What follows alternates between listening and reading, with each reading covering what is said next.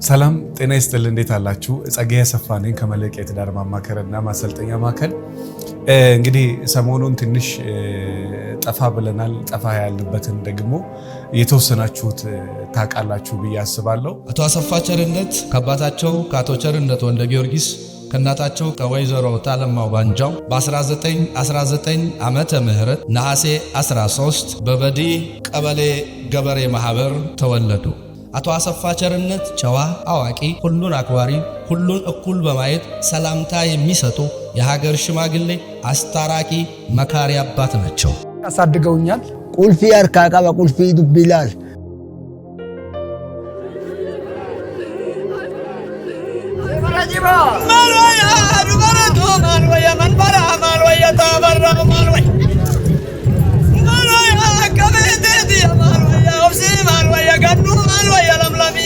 በእውነት ይህም የቤተ ክርስቲያን ለቅሶ ነው። ስለ አባቴ አንዳንድ ነገር ብል ደስ ይለኛል። በተለይ የተወሰነ መሰረታዊ ይጠቅማቸዋል ደግሞ ብዬ የማስበውንም ጭምርና እኔ ብቻ አይደለም ዓለም ላይ በጣም ብዙ ሚሊዮን ሰው አባቱን አጥቷል። እናቱን፣ እህቱን፣ ወንድሙን፣ ሚስቱን፣ ልጆቹን አጥቶ ያውቃል። እንደ ሐዘን ከባድ የለም። በነገራችን ላይ እንደ ሐዘን የሆነን ሰው እንደ ማጣት እዚህ ምድር ላይ በጣም ሲበዛ ከባድ የለም። በተለይ የምትወደው ሰው ሲሆን፣ አብሮ አደግ ሲሆን፣ አባት ሲሆን፣ ጓደኛ ሲሆን እኔ አንድ ነገር አይደለም ያጣሁት 1000 ነገር በአንድ ጊዜ እንዳጣ ሰው ነውና ለብዙ ነገሬ አባቴ ለኔ ብዙ ዋጋ ከፍሏል። በጣም ለብዙ ነገሬ አባቴ ስል በነገራችን በተደጋጋሚ እናቴ አንድ ነገር ትላለች። እኔ ብዙ ካንተ ጋር ስቃይ የበላሁት እኔ ነኝ፣ አንተ ግን አባቴ ትለኛለችና እማዬ አባቴ እኮ አርጅቷል። በቃ ትልቅ ሰው ዘንድሮ አባቴ ሲሞት 99 ዓመት ከ3 ወር 4 ወር አይነት አካባቢ ሆኖ ነው የሞተውና ብዙ ስቃይን ካንተ ጋር የበላሁት እኔ ነኝ፣ ግን አንተ አባቴን ትለኛለችና እኔ አባቴን ካንቺ የተሻለው ልጅ አይደለም ሚዛን ላይ አስቀምጥ ብባል ማንን የተሻለ ማን በላይ ማን በታች እንደማደርግ አላቅም። ሁለታችሁም ለኔ እኩል ናችሁ። አሁንም የእውነት ልቤ ውስጥ የሚሰማኝ የእውነት እኩል ነው ለእናቴም ለአባቴም ያለኝ ፍቅር። ነገር ግን አባቴ ትንሽ የሆነ የተለየ ነገር አለ ማለት ከታች ከልጅነት ጀምሮ እሱ ሰንጋ ፈረስ ተቀምጦ ሲሄድ ጥላ ወይ ደግሞ ከዘራ ይዘ ከፈረስ ስር ሮጠ ስታድግ በተለይ ገና ራስን በደንብ ሳታውቅ 12 13 14 ዓመት እያለ የሆነ ትዝታ ውስጥ ይቀመጣል። በተለይም እኔ ጋሻ አሰፋ ከ1960ዎቹ ዓመተ ምህረት ጀምሮ ነው። ከዛም በፊት አሳድገውኛል። መልካም ሽማግሌ፣ ለሀገር የቆመ በተለይ በቤተ ክርስቲያን ዙሪያ ትልቅ ጀብዱ ስራ የሰራ አባት ነው እና የሱ መሞት ለቤተሰቡ ብቻ ሳይሆን የኛም ልብ ነው የተሰበረው። በጣም ነው የምናዝነው። አባቴን ለ2 ዓመት ለ3 ዓመት አስቸግሬው ነበርና ከቤት ወጥቼ ሁሉ ጠፍቼ እንደ ዱርዬ እንደመሆኑ በጣም ስቃዩን አብሮ በልቷልና የሚገርማችሁ ነገር አስታውሳለሁ። አንድ ጊዜ በጣም ሳስቸግረው እኛ ሀገር የዘመዳችን አለ አቶ ተሾመ ገሰሰ ይባላልና በጣም መጫኛ አንስቶ ሊገርፈኝና አባቴ ምን አደረገ?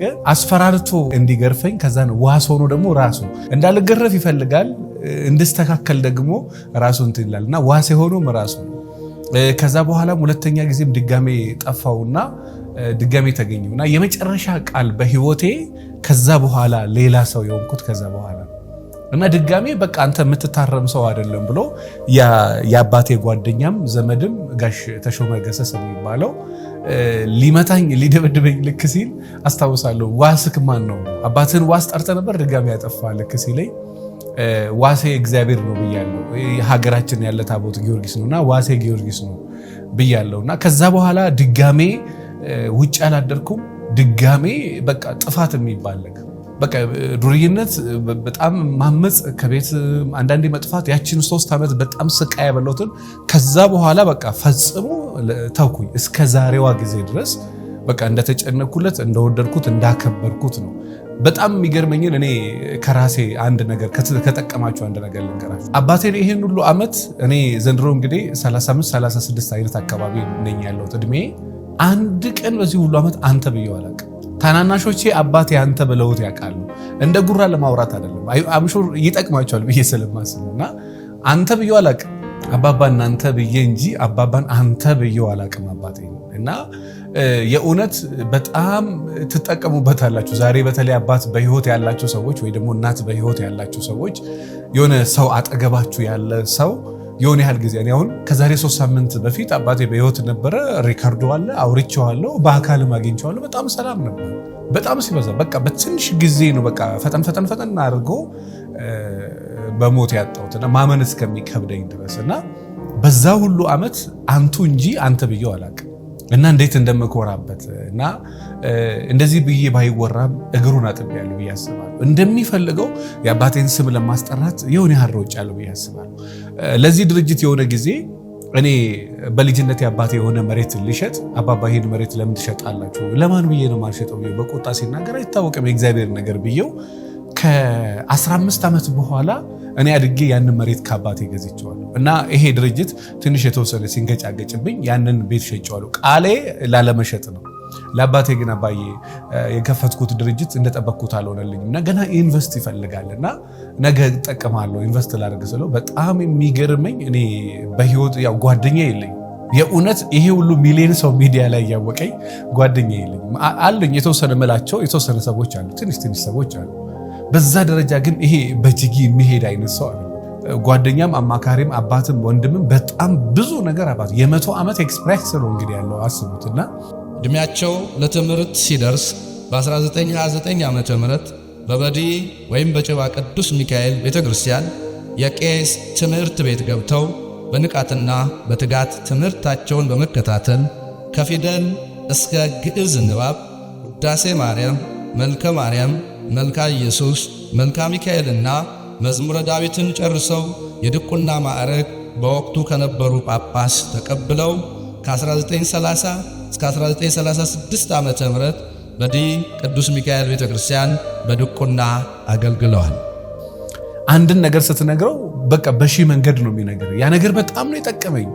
በጣም እኔ አሁን ከኛ ቤትም በጣም የተሰበርኩት ብዬ ማሰበው ነኝ። በጣም ነው የተጎዳሁት። በጣም ሲበዛ ትንሽ ሳምንት ነው ግን በጣም ብዙ ሺህ ቀን እስከሚመስል ድረስ በጣም ስቃይ ነበረውና የሚገርማችሁ ኢሶኬ ችግር የለም ካመንክበት እንትን ካለ ምን ታደርጋለህ? ከአቅም በላይ ከሆናል አሁን ብዙ ትታገላለህ። ሌላ ሰው ቢሆን ወጣት ራሱ ሆኖ ቢሆን ብዙ ትታገላለህ። ግን አባት ነው፣ በጣም ብዙ ነገር ይረዳል። በጣም የሚገርም ሰው ነውና እኔ የእውነት የሆነ ሰው አጠገባቸው ያለ ሰው እስከ ጥግ ድረስ ኑሩ ምለውን የተዳራ እንደዛ ነው። ከሚስት ጋራም እስከ ጥግ ድረስ ማድረግ ያለብህን አድርግ። የሄደች ቀን ለማይክሮ ሰከንድ አይቆጭም። እኔ የሆነ ላይፌን አንስቼ የሆነ ዘመን ላይ የነበረኝ ላይፍ አንስቼ ነግሬያቸዋለሁ እና እስከ ጥግ ጨርሼ እኔ በበሰበሰ በጣም በወረደ ካልሲ፣ ጫማ፣ ልብስ ሰንበድን ግን በጣም ብዙ ነገር ሳደርግ ቆይቻለሁ። ሰውየው የሄደ ቀን ግን አልዋሻችሁ መልሼ አንድ ስልክ ደውዬ አላውቅም። አንድ ስልክ ሁለት እኮ አይደለም አንድ። ዋይ በቃ ጨርሰህ እስከ ጥግ ድረስ ትኖራለህ። ነገርየው የሆነ ነገር ካረገከው ከዛ በኋላ በቃ ሰላም። እስከ ጥግ ድረስ ባል ሚስቱን እንደሚንከባከብ ትንከባከባታለህ። በቃኝ አልፈልግም ያለች ቀን ከለመንክ ሞታል። እስከ ጥግ ትንከባከቢያለሽ፣ ማድረግ ያለብሽን ታረጊያለሽ። በቃኝ ያልሽ ቀን በቃኝ ያልሽ ቀን በቃኝ ነውና እንግዲህ አባቴ አሁን 99 ዓመቱ ያለ ነው ያለፈው። በሀገሬ ምን አይነት አባባል አለ መሰላችሁ? የበረሃ በሬ ቀንዱ ረጃጅም ነው፣ ሊወጋበት አይደለም ሊያስፈራራበት ነው ይላልና ይነስም ይብዛም እሱ 99 አይደለም 109 ሆኖ አልጋ ላይ ቢቀር አባቴ ይጠቅማል አለኝ ትላለህ። እናት ትጠቅማለች አለኝ ትላለህ። እና ምን ተማርኩ ብላችሁ ብትሉኝ እኔ የእውነት እናት አባት ያላችሁ ሰዎች እኔ የዛሬ 3 ሳምንት አባቴ በህይወት ከሌለ ከ3 ሳምንት በኋላ ሚዲያ ላይ ቁጭ ብያለሁ አባቴን ቀብሬና እርግጠኛ መሆን አትችልም። አጠገብ ማን እንደሌለ ነገ ማን እንደማይኖር እርግጠኛ መሆን አትችልም። ግን እኔ ዘ ፓወር ኦፍ ናው ያን መጽሐፍ ትንሽ የሆነ ነገሩን ማደንቅለት ለዛ ነው። በቃ ወደ ዛሬ ተመለስና ዛሬ ኑር ይላል። በቃ መለስ በልና ወደ ዛሬ ኑር። ነገን አታውቀውም። እኔም ነገ አላውቅም። እኔም ልኖርም አልኖርም ሁላችንም ወደ ሞት የምንሄድ ሰዎች ነን። እስካለ ድረስ ግን ማድረግ ያለብህን ነገር ማድረግ ከዛ በኋላ ለዘላለም አይቆጭም።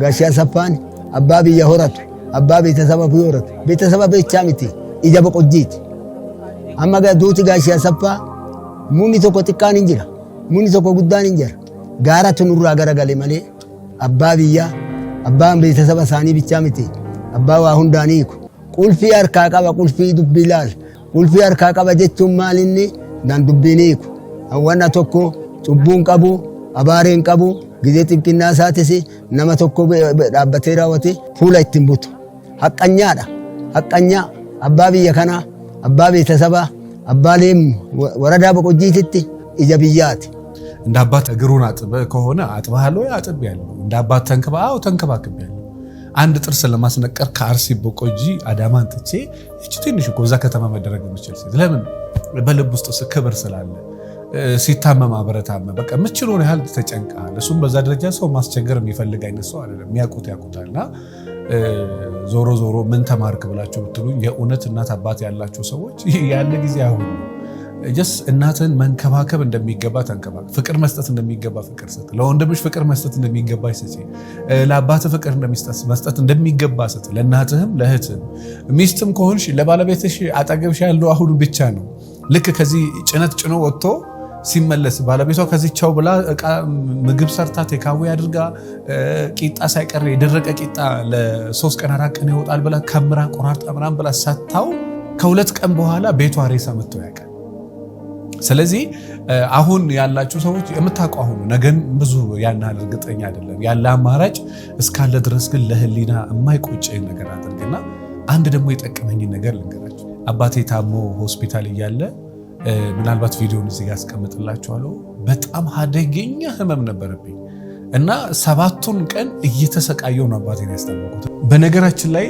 አባቴ ላይ የደከምኩት ነው ብቻ አይደለም እናቴም ዋጋ ከፍላለች እህቶቼም ዋጋ ከፍላሉ ዘመድ ዋጋ ከፍሏል ጎረቤት ሰው ዋጋ ከፍሏል የሀገር ሰው ዋጋ ከፍሏል የኡነት በዚህ አጋጣሚ በጣም ማመስገን እፈልጋለሁ ሆስፒታሉ ዶክተሮችና እንዲሁም ነርሶች በጣም ዋጋ ከፍሏል የኡነት በዚህ አጋጣሚ ለአባቴ ላደረጋችሁት ነገር በጣም ነው ከልቤ ማመሰግነው እናቴንም እህቶቼንም ጎረቤትንም ዘመድንም ሆስፒታሉ ሰራተኞችንም በዚህ አጋጣሚ የህክምና ባለሙያዎች እግዚአብሔር ያክብርልኝ ብድር ይግባችሁ ነው ብሎ ሌላ ምንም ማለት አልችልም ካረፈ በኋላ ትንሽ ሪሊፍ የሰጠኝ እሱ የኡነት የሚገባው አይደለም እኮ 6 ዓመት ባስታሞ እኮ ያንሳዋል ነገር ግን ያቺ የተወሰነች 1-6-7 ቀን አጠገቡ እንዴት እንደጠቀመኝና አስታመኸው የሞተ ሰው አይቆጭ የሚባለው ለዛ ነው የኡነት በጣም ነው የሚገርመው የሆነ ቦታ ላይ ሆናችሁ ይሄንን ነገር ስታዩ የሆነ ቦታ ላይ ማለት ምናልባት አስታማችሁ አታችሁ የሆነ ቦታ ላይ ቁጭ ብለ ስታዩ ምን ያህል ትንሽ የተወሰነ ረፍት እንደሚሰጥ ሳታሳሙ ድንገት የሄደብሰው እኔ እንግዲህ አዲስ አበባ ውስጥ ራሱ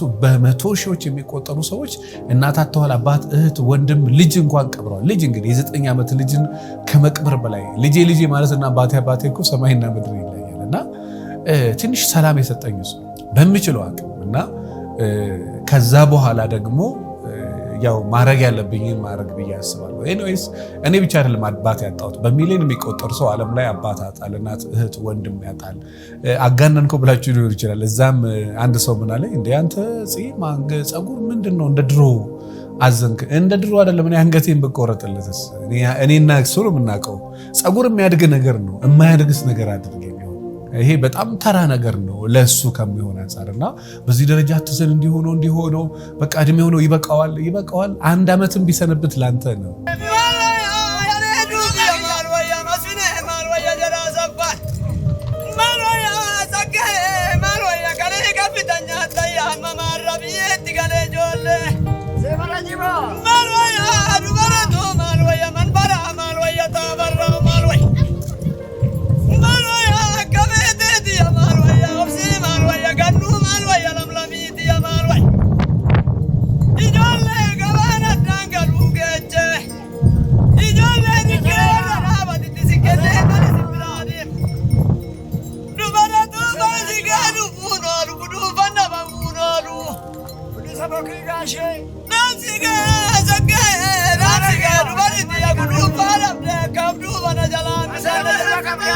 ሚዲያ ላይ በጣም አብራችሁኝ ያዘናችሁ ሰዎች አላችሁ እግዚአብሔር ያጽናናችሁ አላችሁ አዲስ አበባ ከመጣው ገና ዛሬ 2ኛ ቀን ነው ምናምን በዚህ 2 ቀን ራሱ መንገድ ላይ መኖሪያ ቤት እዚህ በጣም ብዙ ሰው እዚህ እንኳን ህንፃ ላይ እግዚአብሔር ይስጣቸው በቃ እግዚአብሔር ያጽና እንዴት ሰው አብሮ እንደሚጨነቅና እንደራሱ አባት ነው ፊልም የሚያደርገው በጣም ባህላችን ደስ የሚል በጣም የሚገራርም ነገር አለ ብዙ ያልተነገረለት አንተ ስታዝን ካንተ ጋር ነው አንተ ስትቀመጥ ካንተ ጋር ተቀምጦ አንተ ስታለቅስ ካንተ ጋር አልቅሶ አንተ ስትሰበር ካንተ ጋር ተሰብሮና ይቀላል አይደለም ያደጉት ሀገራት ላይ ያው ቀበርክ የሚሰማ የለም አንተም ራሱ በመንግስቱ ብድግ ትላለህ ወደ ቢዝነስ እና ኤኒዌይስ አብራችሁኝ ያዘናችሁ ሰዎች በጣም ነው የማመሰግነው። እግዚአብሔር ያክብርልኝ። ምንድነው ብላችሁ ለደነገጣችሁም ሰው ደግሞ ያለው ነገር ይሄ ነው። ይህን ቪዲዮ የተቀረጽኩት ለእናንተ ይጠቅማቸዋል ብዬ ነው። ምናልባት ነገ ሚስት፣ እህት፣ ወንድም፣ ጓደኛ፣ አባት፣ እናት የሆነ ነገር አለና ሀዘኑ ደግሞ በጣም ከባድ ነው። በነገራችን ላይ ምናልባት የሆነ የምትወዱትን ሰው አጣችሁ እንዴት ልጽናና ያላችሁ ሰዎች እኔ ራስን በራስህ ካላበረታኸው በስተቀር መጥቶ ከሆነ ቦታ መንጭቆ የሚያወጣ የለም። ትዝታው አለ፣ የዛ ሰው የሆነ ነገር አለ፣ የሆነ ነገር አለ። እንደውም የለቅሶ ቀንና እስከ 3 እስከ 7 ቀን አያምም። ከዛ በኋላ ነው ህመሙ። የተበደለውን ፍርድ የተዛባበትን ህብረተሰብ ማገልገል ይሻለኛል በማለት በ1950 ዓመተ ምህረት የጥብቅና ሥራ ከሕግና ሚኒስቴር የቀረበላቸውን የመመዘኛ ፈተና በትክክል በማለፋቸው ተፈቅዶላቸው የተሰጣቸውን የጥብቅና ሥራ ወይም ኃላፊነት በቅን ልቦና ህብረተሰባቸውን በሌሙና ብልብሎ ፍርድ ቤት፣ በገደብ አሳሳ ፍርድ ቤት፣ በጭላሎ አውራጃ ፍርድ ቤት ብሎም የአቶ ጉታ ቦርጋ ወኪል ነገረ ፈጅ በመሆን እስከ ጠቅላይ ንጉሠ ነገሥት ፍርድ ቤት የጥብቅና ስራቸውን ሰርተዋል። መኪና ውስጥ የሚያወራበት ወይ እኔ የሆንኩት ነገር በጣም ብቻ እንትን ግን እዚህ በሚችሉ አቅም ያው ሲቀሰቀስ ህመምን ሲነካኩ ነው የሚያምክ እንጂ በቃ ከውስጥ የሚጠፋም አይደለም። እና እንደዚህ አይነት ነገር ከዚህ አይነት ሀዘን እናትንም አባትንም ቤተሰብንም አጣችሁ ከሆነ በሰፊው የሚያማምሩ ቪዲዮዎች አሉ። በተለይ ሊያረጋጓችሁ የሚችሉ እኔም ትንሽ የተወሰነ ያበረታኝ ነገር አለ እና እነሱን ነገር እነግራችኋለሁ። እነሱን ብትጠቀሙ ትንሽ ከዛ ነገር መላቀቅ ትችላላችሁ። እና ይሄንን ነገር ትንሽ አስቡበት ለማለት ወዳለሁ። አመሰግናለሁ። እንግዲህ በጣም ይቅርታ ሳምንታት ጠፍተናል። የተወሰነ ጊዜ እየጠበቃችሁን ነበረ፣ እኛም ጠፍተናል። በጣም ይቅርታ። እግዚአብሔር ያክብርልኝ። አመሰግናለሁ። የአባቴንም ነፍስ ይማር እንድትሉ ፈልጋለሁ። በጣም አመሰግናለሁ። እግዚአብሔር ይስጥልኝ። ከዚህ በኋላ እንግዲህ ባሉ በጣም የሚያማምሩ ሀሳቦችን እያነሳን እኔ ብዙ አባቶች አሉኝ፣ ብዙ በሚዲያ የተዋወቅኳቸው አባት፣ እናት፣ እህት፣ ወንድም አለኝና በዚህ ነገር በጣም ነው የምጽናናው። እኔ ብቻ አይደለም፣ ሁሉም ሰው ካጣው ነገር ውጭ ሌላ ብዙ ነገር አለው። ከዛ በላይ ደግሞ እግዚአብሔር አለውና እግዚአብሔር ካለ ደግሞ ምንም አትሆንም። ትንሽ መንገዳገድ አለ፣ ለበጎ ነው፣ ምንም አትሆንም። አመሰግናለሁ በጣም እግዚአብሔር ይስጥልኝ። ከዚህ በኋላ በሰፊው በጥሩ ፕሮግራሞች እንመጣለን። አመሰግናለሁ። አቶ አሰፋ ቸርነት የ8 ወንድ ልጆችና የ7 ሴት ልጆች በጥቅሉ የ15 ልጆች አባት ሲሆኑ 38 የልጅ ልጅ 7 ቅድመ አያት የሆኑ ታላቅ አባት ናቸው።